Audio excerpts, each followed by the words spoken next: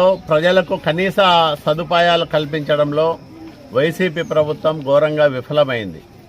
అట్లాగే 5 సంవత్సరాలుగా కక్షపూరిత రాజకీయాలకు సామాన్యులు బలైపోయినారు. మేము పోతా ఉంటే మేము తెలుగుదేశం ఓటర్లని మా పెన్షన్ తీసేశారని, మా కార్డు తీసేశారని, మా ప్రాంతానికి రోడ్డు వేయకోకుండా మమ్మల్ని ఇబ్బంది పెడుతున్నారని, ఈ రకమైన కక్షపూరిత రాజకీయాల వల్ల సామాన్య ప్రజలు చాలా ఇబ్బందుల పాలయ్యారు. వైసీపీ ప్రజా సమస్యల పరిష్కారంలో ఏమాత్రము శ్రద్ధ చూపుకోకుండా ఏకపక్షంగా వ్యవహరించింది. వైసీపీ కార్యకర్తలకు ప్రజాధనాన్ని దోచిపెట్టడానికి చూపించిన శ్రద్ధ ప్రజా అవసరాలు తీర్చడానికి చూపెట్టలేదు. కాబట్టే చాలామంది ప్రజలు ఈరోజు తీవ్రమైన ఆవేదనతో ఆవేశంతో ఉన్నారు వైసీపీ పైన.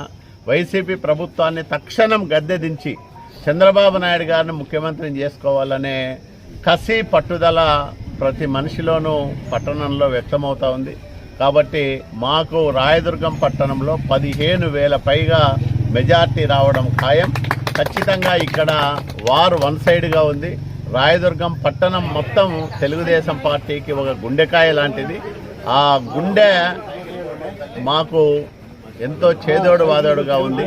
అందుకనే రాయదుర్గం పట్టణంలో మేము 15,000 పైచిలకు మెజార్టీతో విజయం సాధించబోతా ఉన్నాం. మొత్తం మీద రాయదుర్గం నియోజకవర్గ వ్యాప్తంగా మెజార్టీ 50,000 పైమాటే తప్ప తక్కువగా ఉండదు.